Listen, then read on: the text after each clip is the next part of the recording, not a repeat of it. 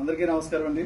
ఈ రోజున ఇక్కడ ఇబ్రహీంపట్నంలో ఒక పసిపిల్లవాడిది సైకిల్ తీసుకెళ్తే సైడ్ వాడి పిల్లలు తీసుకెళ్లి ఆడుకొని తొక్కుకుంటుంటే మొన్న 29వ తారీఖున ఈ ఇక్కడ స్థానికంగా ఉన్నటువంటి మాజీ మంత్రి జోగి రమేష్ గారు వారి యొక్క అనుచరులు పిల్లవాడి దగ్గర సైకిల్ తీసుకొని ఆ రోజున వారి కుమారుని యొక్క రిసెప్షన్ కార్యక్రమానికి ఇచ్చేసినప్పుడు చాలా దుర్మార్గంగా పసివాడి పిల్లవాడి సైకిల్ తీసుకుని నేలకేసి పదే పదే కొట్టి సైకిల్ పూర్తిగా డ్యామేజ్ చేశారు.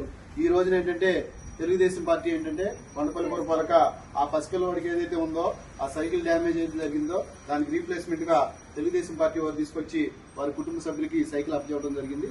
ఏదేమైనా ఏంటంటే ఇలాంటి పైశాచిక ఆనందం పొంది ఒక తెలుగుదేశం పార్టీ సింబల్ గా ఉన్నటువంటి సైకిల్ ని ఈ రకంగా పసిపిల్లవాడి దగ్గర లాక్కొని పదే పదే ఇసిరేసి చేయడం చాలా దుర్మార్గమైన చర్య. వీళ్ళు 170 సీట్లు 11 సీట్లకు పరిమితమైనా కానీ ఇంకా వీళ్ళకి సిగ్గు రాలేదు. ఈసారి అయినా సరే ఏంటంటే ఇలాంటి పరిస్థితులు పునరావృతం కాకుండా దీని మీద చర్యలు కూడా తీసుకోవాలని చెప్పి తెలుగుదేశం పార్టీ నాయకులందరం కూడా మేము కోరడం జరిగింది. ఏదేమైనా ఇలాంటి పైశాచిక ఆనందం పొందినటువంటి వ్యక్తులు తప్పనిసరిగా వారు రాబోయే రోజుల్లో ఇబ్బంది పడే టైం కూడా ఉందని చెప్పి తెలియజేస్తారు.